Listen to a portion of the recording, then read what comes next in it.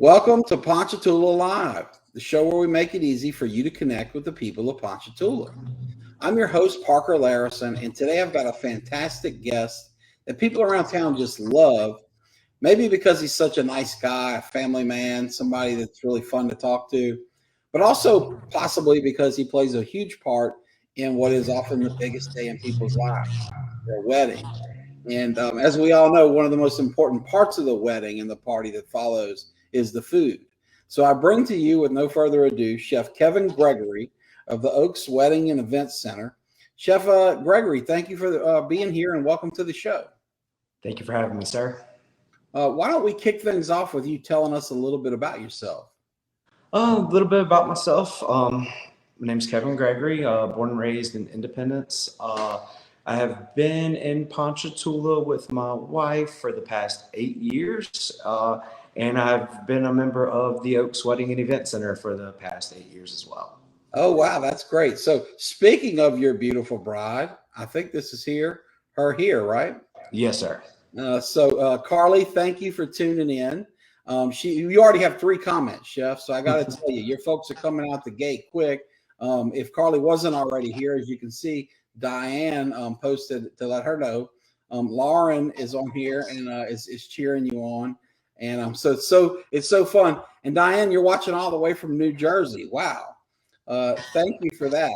So I share all this, and I want to let any other viewers know, if you're watching us live, as you can see here, we have the ability to post your comments in real time.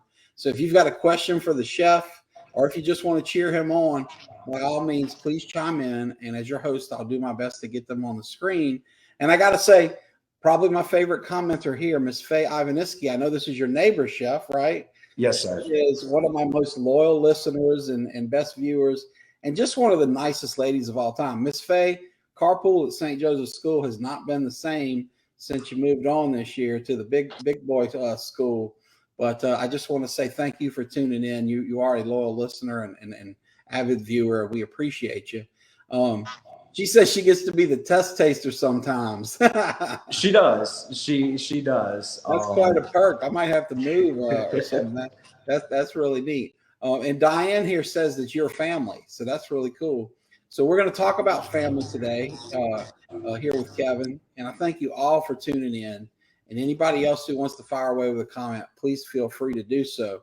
So, Chef, we've got neighbors and family chiming in, and you gave us a background where you basically, like my wife, grew up in Independence, but then moved to Ponchatoula here as a professional, as an adult, and got married and are raising a family here. So if you wouldn't mind, take us back to those early days in Independence, because as somebody whose in-laws are still in Independence and have the world's best mother-in-law up there who's always picking up my kids, I find my way making my way up there a lot. Used to go to church there every Sunday for a decade with my bride. But I guess what I'm getting at here is, in some ways, Independence is a bit like Ponchatoula was when we were kids, in that it's still a small town where seemingly everybody knows one another. But what was life like for you growing up in Independence? Definitely a small town. I enjoyed it. Grew up on 13, 14 acres out there. Ponds, spoilers, everything you could name. Just kind of lived the country boy lifestyle coming up, so that was a blast. But it was definitely a community where everyone knew everyone, and I really enjoyed that. I went to the local Catholic school in town. Went to the local Catholic Mater school. Del Rosa? Yes, sir. Yes, sir. Yeah, I remember. We didn't get to play you guys when I was at St. Joe, but my brother Louis played them for the championship in basketball one year. So I remember going on campus up there and checking that place out. Was that a fun place to go to school? It was. I enjoyed it. Did pre-K through 8th grade. Okay. I think I graduated with a total of 8 students. So talk about a small town. I was like me and one other guy. The rest of the class was girls. And, went on to Independence High after that. Tell me if it was like this for you, because when I went to St. Joseph, we graduated a bit more, maybe 3 times as many. My recollection is there were 24 of us, and it was 16 boys and 8 girls. But after, in my case, K through 8, they seem like your sisters almost, right? I mean, it would be almost sacrilege to date your classmate when you've been there in the trenches with them for 9 years, in your case, 10 years. Was it like that for you, or was it, or 100%. I mean, you knew these kids your entire life, Yeah, and right. everyone knew everything about everyone. So it was definitely a very tight knit class. And it was a little different, being that small. Yeah. Sometimes they felt more like cousins than classmates. Right. Constantly spending the night at each other's house and going there after school. And that's a really neat way to grow up. Ponchatoula now has gotten so big that even at St. Joseph, I was in the grocery store yesterday and saw a dear friend, and her little boy, who's about the same age as my sons, who are 5 and 7, was in his Holy Ghost outfit, and we were chatting that up. And it turned out that the Holy Ghost was their second choice. They wanted to go to St. Joseph, but St. Joseph was full. And that's with St. Joseph now having like 3 classes of 25 to 30 at that age. So this little town is growing. I hear the high school now has well over 2,000 students and 900 in the freshman class, which tells you how much bigger it will soon be. So yeah, that's got to be quite the change moving from Independence, to here, because you mentioned, I think, 14 acres. Yeah. All the people that had 14 acres in a strawberry farm once upon a time in Ponchatoula probably sold that to build a subdivision, and we're now living on small lots. So it's a different animal. Do you plan to, as you get older and have a family, do you plan to return to the country for the weekends? I mean, share that with your family, or is that kind of in the past for you? Yeah, one day. Where I'm at this point in my life, really where we're at in the location, this works really well for me and my family. Yeah. I mean, the city of Ponchatoula, I mean, we're so centralized to everything, but yeah, one day, I would love to have that experience. Some of my best memories are, messing around in the yard and fishing and riding four-wheelers and dirt bikes and just, giving my mom a heart attack, So I would like to my children to experience that as well. Yeah, the Larison boys can relate to your origin story there. I remember well, 4-wheeler rides, go-kart rides. We were not wearing helmets and doing things right, and collarbones were broken, arms, legs, fingers, toes, you name it. There were a lot of scary mama times. So, yeah, we can relate to that. We got a quote here coming in from Kevin Gregory I want to share, which says, "You're one of the best chefs." And Karen, I promise you, we are going to talk about that, because you're absolutely right. The chef here is a very talented man, and I can't wait to hear how he got to there, how he became that, and what he's cooking these days. But before we get there, and before we leave your childhood and Independence, what else would you like to share about that time in your life? Whether it's parents, grandparents, friends, educators, who were influences on you when you were a child? Definitely, of course, my mother, my father, my dad, he was a very hardworking guy, and I took a lot of that from him. He never stopped. My older brother as well, kind of watching him as I got older, 10-year gap between us. But watching him, kind of build himself up and follow his journey, he really motivated me to, do as good as I can and just keep pushing forward. Neat. What did your dad, was he a lead by example guy? Did he give you advice? And if so, what was that? Because it seems like he's kind of a central inspiration and figure in your life. Yeah, definitely lead by example. Very hardworking, always very well mannered. Family first. He was a great provider. Took care of everything. We never went without. We never went without. He absolutely applied himself to the best of his ability when given the opportunity. That's really neat. So you go from Independence. What's the next chapter? I know you didn't immediately land in Ponchatoula, as an executive chef running, an operation. Tell us about the chapter after you left hometown in Independence. So when I wrapped up high school, I had to make a decision, what was I going to do? I didn't really have like a college or university or really anything picked out. really didn't know where I was going to go or what I was going to do. Ultimately, you know, I took some of my older brother's influence, watching him. You know, he's in the industry as well, and I decided to follow in his footsteps. And that's where I wound I up in assume you were culinary inspired school. by his success. He's done really well for himself, and did that glamorize the profession, or did you know 100%. how hard you had to work to make it happen? Having Right. nothing of that, or all of the above. What was it like? How did his journey influence yours? Just really just kind of watching him, you know, just build himself up in a way, you know, just kind of starting, bouncing around, working for different companies, learning as much as possible, and inevitably, you know, just going ahead and doing his own thing. You know, watching him really, you know, gave me that inspiration. And when I was younger, you know, it was glamorized, and you know, but as when you get a little bit older, you really see what goes into it. And you know, I have a lot of respect for him and the things that he's accomplished. Well, it's really neat to see both of you do so well, and it's a testament to those parents that you mentioned earlier. Your father's work ethic as an example, because I don't think it happens by accidents that each of you have done so well. So you mentioned you're leaving Independence. You don't really have a plan in mind with like, hey, I'm going to go to Southeastern and study history, or I'm going to go to LSU and study science. But you see your brother kicking butt, you know, in this industry. So where do you Yep. start out? What's your first job, you know, in food service? So I worked for him throughout my stint in culinary school. I did attend the Louisiana Culinary Institute off of Airline Highway in Baton Rouge. Great program. I was Yeah, able would you to. mind sharing? Because I'm such a fan of that program. My dear friend Brian Poche with Fine Time and his new Yeah. restaurant up in Gnarly Barley went there. And like you, he's a great chef. But I've always, but you know, he was a close friend of my little brother's. So when he went there, it was my first introduction to seeing somebody close and personal do that, and it seemed to serve him real well. But it seems to me like it's one of the best kept secrets in the state. How many people know we have this great culinary school, like you said, right there on Airline Highway in Baton Rouge?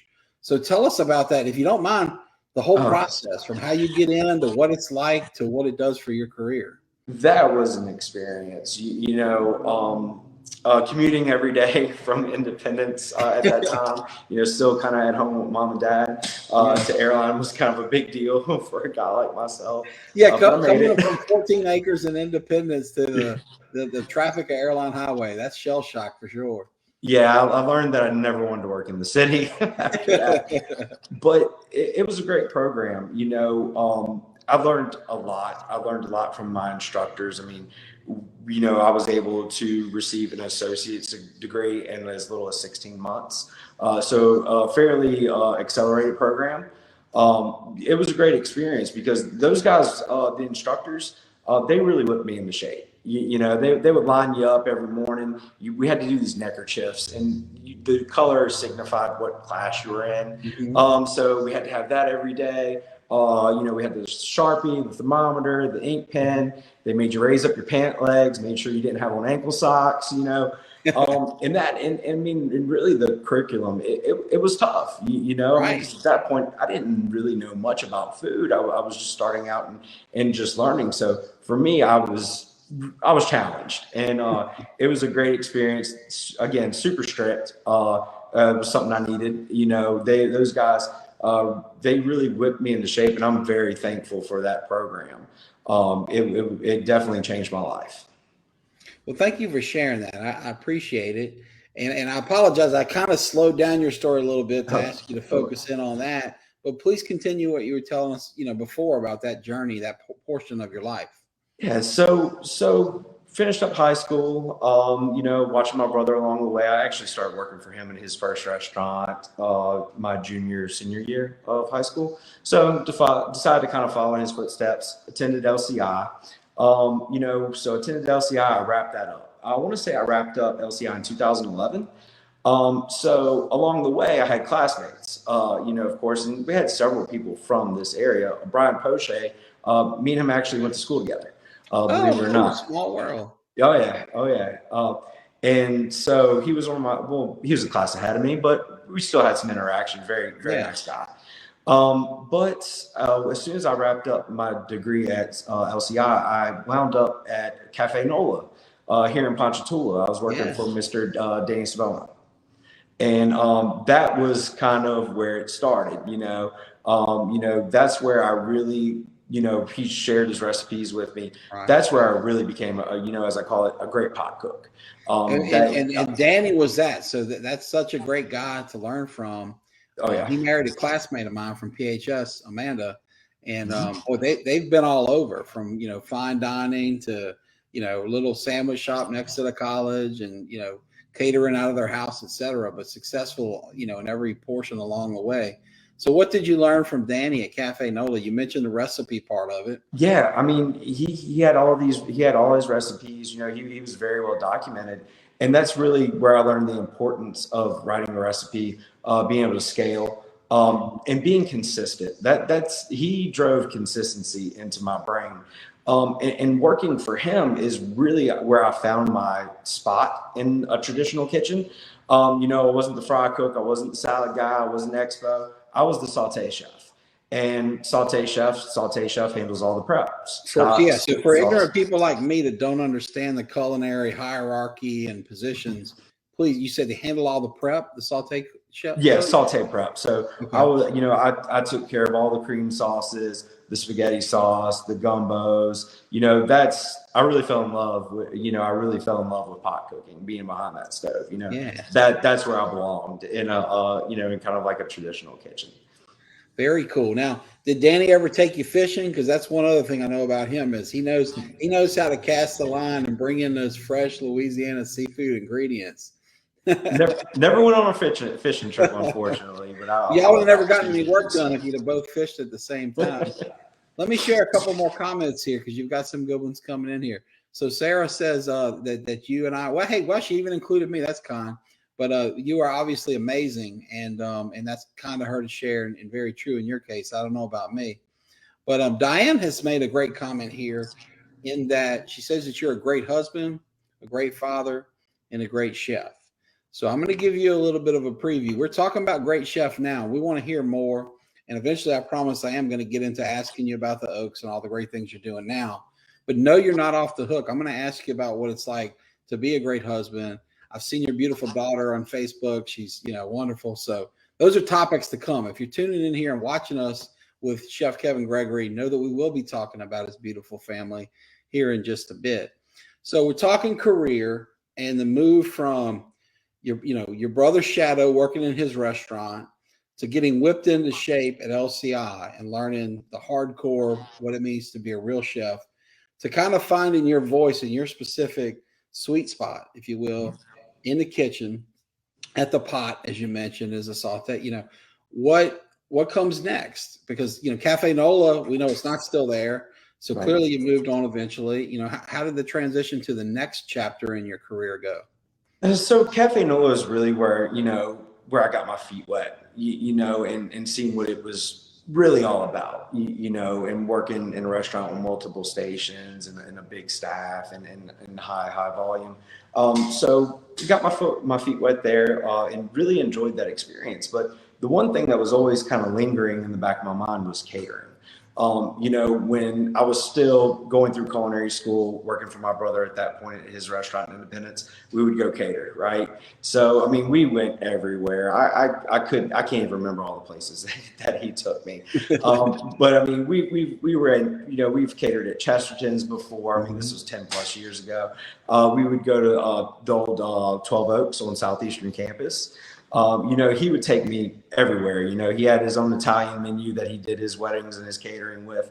So I had that experience, right? And as I'm going through the restaurant, and it's always kind of lingering in the back of my head, like, man, I really love catering. Man, I really love catering. And the appeal for me was actually like, I knew what they were going to eat. I know what time they're coming. I know what time they're leaving. Somebody like myself that's very organized and detail oriented, and avoiding kind of that restaurant anxiety was huge for me. Yeah. So, I always loved catering. And so me and my brother, we're out catering, and we're at 12 Oaks. We're at 12 Oaks on Southeastern campus. And at that time, I was kind of, at this time I was out, in between jobs. I worked for my brother on and off and helped him for years.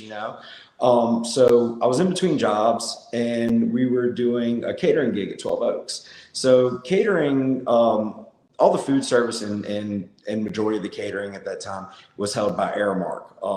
They have the food service account with Southeastern. So Okay. me and my brother are doing this gig, and we're just doing a great job, right? Well, that's where I meet the catering director for Southeastern Aramark, Messina Galota. We're sauteing on the back porch, because they're not going to let you use their kitchen. They'll let you use the sink. That's about it. A lot of back porch cooking and underneath pop-up tents in the catering world. So I was, that's where I met Messina. And again, in between jobs, and wound up talking to Messina. Next thing you know, I'm the banquet chef at Southeastern. Oh wow! Yeah, absolutely. It was insane. That's cool. For What me. good fortune. Yeah, it was super lucky, and because here I am, this guy that's it's like, yeah, I'm getting my feet wet in the restaurant industry. I've already committed to this career. I have an education in this field, and I'm out there doing this, with my brother, and then here comes this opportunity. To be a banquet chef, everything that I like, where I'm wanting myself to go, where I'm wanting my career to go, it's right there. And, I was at Southeastern. I want to say, that was the job that led me to the Oaks. Ultimately, that was the job that led me to the Oaks. But that was a great experience, because I got to work for such a diverse group of chefs, because it was such a big team. So I was just able to absorb so much from all these guys around me. And these guys they were like hotel chefs. These guys came from the city. These guys were from out of state. These guys were from all over. So I got to pick up and learn a lot, and I did a lot of contracts. We did a lot of catering, from weddings to the football suites, the presidents. I do plated dinners at the president's residence on campus. Really learned a lot. That's what got me ready for the next stages of my career. Well, let's talk about that difference, because, we've had your brother on the show, and he's got such a great success story, but it's kind of a homemade journey, to build something that's now quite big from something that was small. But it's got to be a giant contrast to a big corporation like Aramark. Not just a big institution like a 15,000 student university, but a giant company. And like you say, levels of chefs coming in from big places like hotels and stuff. So clearly the background, kind of a jarring difference from a build it up from the bootstraps restaurant empire. What were those different things you learned? What were the lessons that you picked up that you could not have picked up at a local restaurant, not just your brother's, but really of any sort? Oh, the food safety and the temperature logs and working for a company like Aramark it's just, when I tell you it's to the T by the book, it's there.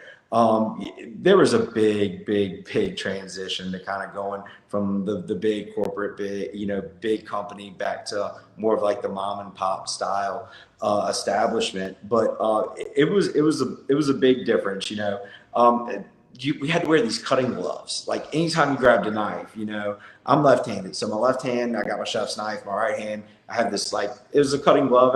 I guess it could be like a filet glove. Maybe you could grab them at Academy, but you put the plastic glove over it. I hated them. Absolutely hated them. Right. You absolutely name it. All the policies and procedures, with food safety, that taught me a lot. And that really kind of drove that in my head. And still to this day, things that they made me do and things that they implemented, I follow the same procedures, to this day. What a great set of skills to bring. I can tell you as a consumer, it sure makes you feel good knowing that they're running that part of the shop, right in the back, because Lord knows with all the TV shows we've seen, some that even featured a local restaurant that's now closed, there can be issues with that stuff. We don't take for granted that the temperature and safety precautions and the cutting boards and the triage, if you will, to keep the salmonella-ridden chicken away from the fresh vegetables and fruit or whatever goes into that. It's great to know that you kind of learned the ropes there to great detail. You mentioned that job at Southeastern through Aramark led you to the Oaks, your present place of employment. And, what was that journey like? Tell us about how that transition came to be. So at Southeastern, it prepared me, and being able to be around all these people and really seeing this thing on a corporate level, right? So that really helped me. It gave me a ton of practice with a variety of different types of service styles and food. Our menu was huge. So that gave me a lot of experience, like cooking experience and general interacting with, other people, other chefs, and learning off of them. That gave me a lot of experience. But when I was at Southeastern, we were seasonal, right? So basically when summertime came, except for the, kind of the administrators, everyone was laid off. So during the summer, you got laid off. Yikes. Yeah. Yeah. That stuff, it's almost like the food service version of working turnarounds and losing your job seasonally. That had to be tough. Yeah, it's some refer to it as semester life. Yeah, right. But at this point, I would imagine you're either there or gearing toward wanting to start a family. Right. I need more stability than this. Right. I was still too young. I was still too young, and there was too many people ahead of me, and that to get that full-time salary position that I needed. Right. I was getting at the point to where this isn't going to work for me. Long term. I either need to become a salaried manager or I need to move on. So summer comes around, we get laid off. Well, every summer. I'm new to Ponchatoula at this point because I've married my beautiful wife. We're living in Ponchatoula at this time where I get laid off, and I got a mortgage now. Wow. Yeah. That's scary. Yeah. So let's take a brief detour. We are next going to go, or soon going to go into, I know I've been promising we'll get to the Oaks, and I promise we will. But tell us about your beautiful bride and share with us the love story, from how you met to how you got to here. Tell us about that. Yep. So my wife, I was friends with her older brother. Me and her older brother, we used to ride motorcycles, and we were great friends. And she was always, there's about a 4 or 5 year gap between me and my wife. So when I was hanging out with her older brother, I always viewed her as like a kid. She's my best friend, one of my best friends. Little sister, so I always knew her. I knew the family. I knew her mom. I knew her dad. I knew both her brothers. These people knew me. I had a relationship. I was at their house hanging out. So, later on down the road, it was interesting. Me and her ran into each other, right? So we ran out away from the family and the brother and that dynamic, just out and about somewhere. Right. Years later, she's 19, 18, 19 at this point. I think I was 21, 22, and this is like years later outside of, the time me and her brother hanging out a lot, as kids. And, we ran into each other. So that kind of that familiar, just kind of knowing each other already. But we ran into each other one night, and that was it. That was absolutely it. Yeah, you knew. Yeah, yeah. Cool. And I was like, because I seen her, and I'm like, she's not my buddy's 16-year-old little sister anymore. Right. She was a grown woman, and yeah, that's cool. And y'all just hit it off, and here we are, and you're happily ever after. Yeah, I viewed her in a different light, and and that was really, honestly, that was it. Ever since, I think we were engaged 6 to 8 months later. Wow. So I definitely that's really cool. But hey, I get it. I met my wife at the Strawberry Festival, and hit her up to ask her out not that long after, and never looked back. I think I asked her on our second date before we were done with the first date. So sometimes when you know. And you guys have now made a family together. What's that like? What's it like being a chef who's busy with all these responsibilities? Earlier, a great husband, but also a dad. How does dad life enter into the equation? It's tough, but we make it work. It's tough. I'm late nights, weekends. When I have to fulfill contracts and it's time for me to, hit the ground running. It takes place. On nights and weekends, but we make it work. our little girl, she's absolutely amazing. She's 5 now, super smart, super talented, loves art, loves her daddy. Yeah. She wears me out, she wears me out, and but we make it work. We're finding balance, and it's very beautiful, Yeah. very I've got a beautiful. 5-year-old little artist too, one of my younger son, and it's neat. It's a magical age to be 5, and they love their. I don't know what it's like to have daddy's little girl, but any kid at 5, you can be wrap daddy around the finger, and you mentioned it's tough, but you make it work, and I think the important stuff. It doesn't matter what your shift is, when you're working, how much you're working. If you're showing that kid that you love them and putting the time in to share in their art and joy and guide them like any good father needs to, I'm sure she gets it. And hopefully one day, like you do now, clearly from describing your dad's hard work ethic and the lessons he taught you, hopefully one day she'll look back on all you did for her and appreciate it like you do, and hopefully it can shape her. I want to share some other comments that are coming in. Well, first, while we're talking to your daughter, Diane says she is so amazing with lots of hearts. That's cool. And Warren Brown says, hey, Warren, thank you also for tuning in. So, folks, we're here with Chef Kevin Gregory. And for about a half an hour now, I've been teasing that I would talk about the great, incredible things they're doing at the Oaks. And if the time has arrived, we've heard about his origin story, his training at LCI, his early jobs from working with his brother to working from big corporate outfits at Southeastern and so on. And here we are. You're married, you move to Ponchatoula, you get to the Oaks. How does the Oaks job opportunity come about? And tell us about the early days of getting that whole thing started.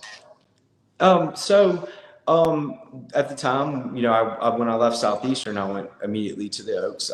We got, as I was saying, we got laid off during the summer. So what I did is I would always call around, and I would go work at different local restaurants, or I would go and help my brother with catering. But new to the area, just bought our first home here in Ponchatoula, married. We were kind of getting familiar with the area, and I was a little familiar with the area because of my time at Cafe Nola. That's what really helped interest me in the city of Ponchatoula is when, I spent that time working at Cafe Nola. I was really attracted to it because it reminded me of home. But anyway, always I'd go look for work, right? I'd try to find something to kind of fill in the gap before the next semester started, keep something coming in.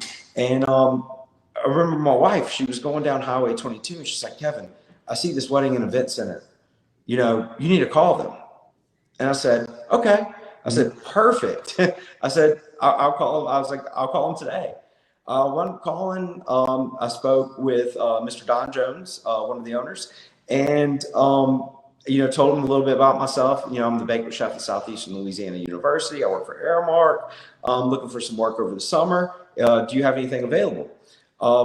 Go in for an interview, go in for an interview. And then, the next thing you know, I'm the executive chef. And yeah, so it was. And this is a year-round gig, right? So this kind of solves all your problems. Yeah. Right. It fixed a lot for me and my family at that point. And it was such an accident because, I'm just calling around looking for interviews, and something that was just supposed to be temporary, turned, 8 years later, to look back and to see what this has turned into, it's absolutely amazing. And it's just so funny, how I wound up here. And it was because of my wife, she's, hey, call that place. I'm new to the area. I don't even think I went down 22 that direction. I think at that time right. I had no reason to, so for anybody watching that's not yet married up, this is an example of what a good woman can do for you. They will bless you in more ways than you can ever imagine, including your career. That's such a neat story. So, I've really enjoyed events at the Oaks. From the facility itself being so nice, but the food's incredible. Whether it's, in our case, our Rotary has had banquets there. Of course, everybody's been to weddings there, awards banquets, etc. But if you don't mind, for folks that may be new to the area or maybe have not had the benefit of attending a function there like I have, Share with us, if you will, what y'all offer. You know, what if there's a bride watching, wondering where to do her reception after the wedding, you know, pitch her, but also tell us about other things you do. Yeah, so the Oaks Wedding and Event Center, we're all inclusive wedding and event center. We take care of ceremony, reception. We offer food, beverage service. We do in-house coordination, in-house DJs, photo booths, you name it. We really try to be a one-stop shop for our clients. I'll tell a lot of people, we do everything outside of florals and photography. We even have in-house silk decor, runners that we do complimentary to our clients. But we really try to be a stress-free wedding experience. We try to handle really everything outside of photography and fresh florals. Suits and dresses too, of course. No tailoring on site, No, just about no, everything else. just about everything else. We've posted a link to their amazing website, oakson22.com, but it really is a great facility. I've got one of my best pals and a former guest on the show here, Marshall Graves, chiming in to share with us. He just officiated a wedding there, and the food and service were great. Marshall, thank you for sharing that with us. Probably my favorite preacher in town, Marshall Graves. He also one heck of a basketball coach and all around great guy. But Marshall knows his food. If you ever follow him at Graves Automotive, and while we're pitching products here, best auto mechanic on the planet of Earth. But one thing that amazes me about Marshall is he has the ability to get friends, customers, etc., to feed him what seems like every day. I think Andy Duvick cooked for him today. Marshall, correct me if I'm wrong there. But my point here is Marshall knows his food. He's got these little old church ladies and great Cajun cooks like Andy Duvick feeding him all the time. So when he says great food, he knows his stuff. Of course, he and Amy are also world travelers, so they've probably eaten everything everywhere. But Chef, thank you for sharing that. That's really cool. I also have here a link. Our producer, Danny Lynn Dennis, has produced here a video link for behind the scenes at the Oaks Wedding and Event Center. What's the story behind this video? This looks cool, and I would encourage people to click on it, check it out. But what's the story there? Y'all did a video to show kind of behind the scenes? Yeah, so it's probably our second or third kind of promotional video that we've done over the years. We've had some recent upgrades to the venue. We had a lot of garden. We made a lot of upgrades to our live oak ceremony garden, and then we have this beautiful white carpet now, like this faux marble carpet on our staircase now. So we're just kind of watching our older video, and we're like, hey, we need to do a new one. Let's showcase some of these upgrades and some of these investments. But yeah, it's a promotional video. Basically, what we wanted to show was kind of a day in the life of a day in the life of a bride of the Oaks. So it's really cool. It gives you a cool insight. Concept. And I love that you mentioned that carpet. It has made a huge difference. The photography, because that's always been the focal point for photo shoots. Yes. But man, that new look with that faux marble, it gives it kind of an Italian, look. Are you eating on Highway 22 or the Amalfi Coast? Who knows? It's been very well received. You mentioned it as a day in the life of a bride. If you don't mind, Chef, take us through a day in the life of a cook, and specifically a chef in a catering operation. And I know that you have a team, so it's not just you cooking up every dish. But if you don't mind, take us through what that's like who's doing what. You mentioned earlier, back in the old days at your old restaurant, finding your place at the pot, doing the saute station. Tell us about what you do now as the executive chef, directing traffic, and who's doing what, a little bit of behind the scenes, day in the life. So we've built up the team over the years. What started with just me and a handful of contracts, a month. We've really built the business over the years. I have 2 full-time guys underneath me now.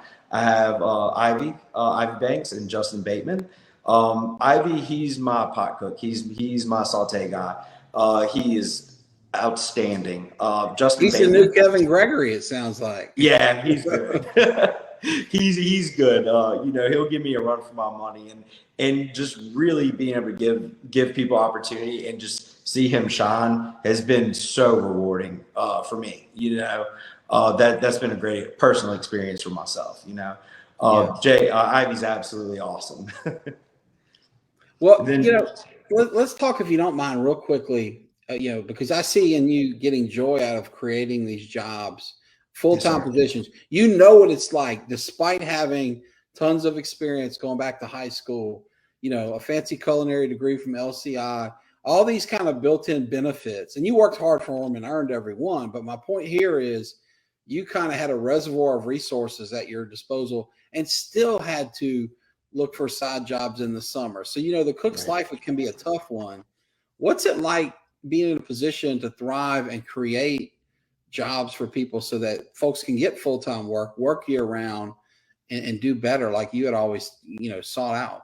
Yeah, it's so rewarding. It's so rewarding. It makes me feel like, outside of good client reviews and all that, the internal, the internal side of the business with the employees and the vendors, it feels so good to be able to really, contribute to this business and help build it along the way to enable these types of positions and jobs to become available.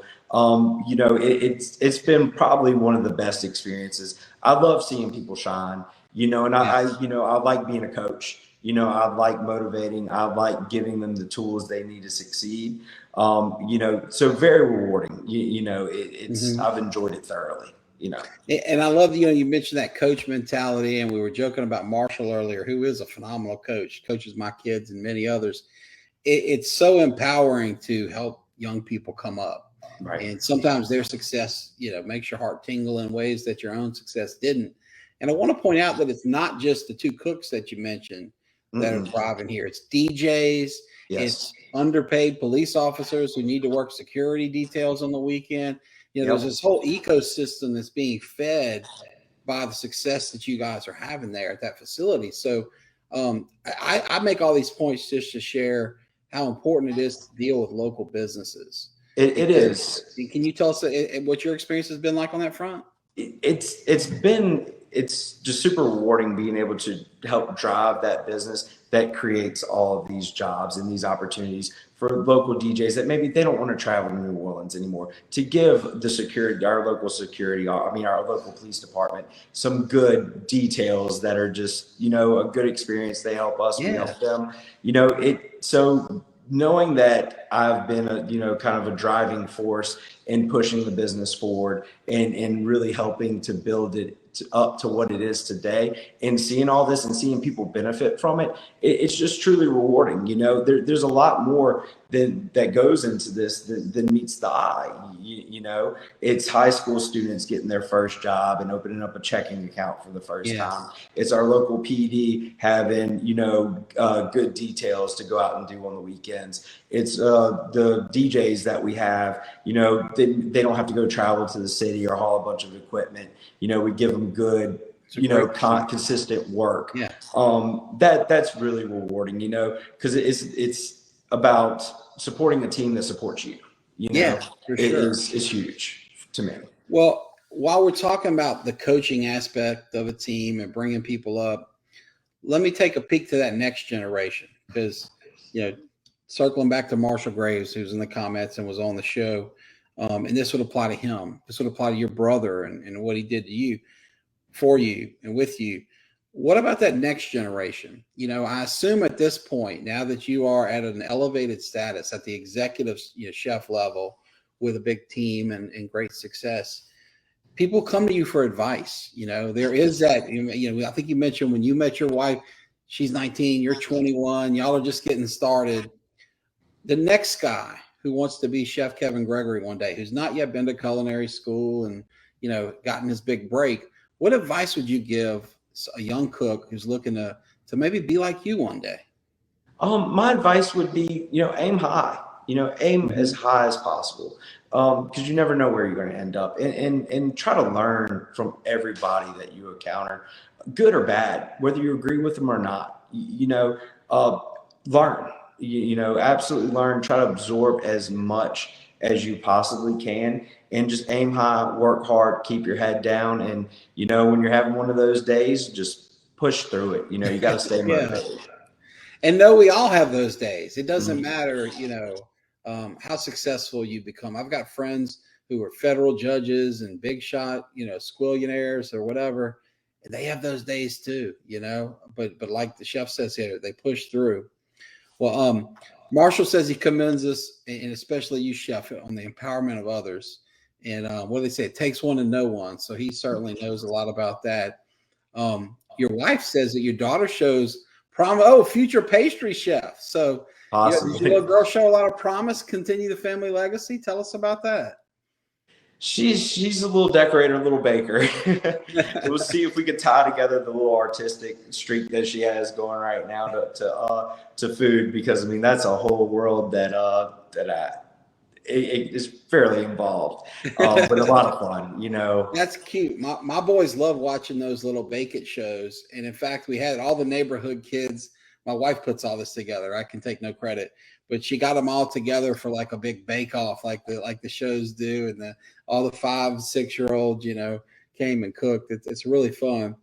Well, Chef, you've given us such a great interview today, and I want to close this out with a comment that I've kind of had in my back pocket here for a few minutes, because I think it's going to hit and really make an impact on you. We've talked a lot about your big brother throughout this show. And Jimmy, hey, he's been a guest here. His episode was one of our favorites. But he says he's so proud of the way you've come along since your barbecue station days. And, just honored to be a part of your culinary journey, an inspiration, if you will. So, Jimmy, thank you for sticking in here with your brother till the end of his interview. I know that you are proud of him. He has been incredibly successful, as you are. And y'all just a great family. I love your Aunt Robin's one of my favorite people in the world. Speaking of good interviews to come out of your family, she's been on the show too. She's a pro. she is. Heck, she helped my wife become the Strawberry Queen many years before I ever met her. Just a wonderful person in many ways. And I wanted to share that with you. Lauren here says that she's proud to be working alongside you, and you taught her a lot and helped to grow. So, Lauren, thank you for sharing that. That really is exactly in line with what we would expect of folks who work with Chef. So I've kept you here away from your beauty. Oh, wait, I can't. Man, the comments keep coming in. I'm trying to close this up. Land this plane, but I can't. You're awesome, Diane. We agree. He is. And folks, thank you to the many people who commented. We appreciate it. I've kept you away from your beautiful family and your busy business longer than I probably should, Chef. So I'm going to close out here. But before I do, I want to offer you an opportunity in case there's anything else on your mind, on your heart, anything at all you want to share with us. Please say it now to our viewers and listeners before we go. Yeah, I would love to thank my mentors, along the way. You guys know who you are. I would love to thank my beautiful wife. She gives me motivation. She's one of the reasons that I strive as hard as I do. Thanks for my friends, my family, my staff. Couldn't do what I do without you guys. I appreciate the opportunity on coaching and being able to help develop the business and push things along. Couldn't do it without you guys. Y'all are great. I think that'll wrap it up. I appreciate it. Class act. Nice move. And we'll close it out with this last comment. Love you, Mom and Dad. Couldn't end it any better there. Folks, there you have it. Chef Kevin Gregory at the Oaks, right there on Highway 22. Check out the comments here for a link to their videos as well as their website. It's an incredible facility with incredible food. And as you can see, it's cooked up by an incredible man. So, Chef, thank you for being here. To our viewers, thank you for sticking with us to the end. Ponchatoula Live will be back next week, and we look forward to seeing you then. Take care.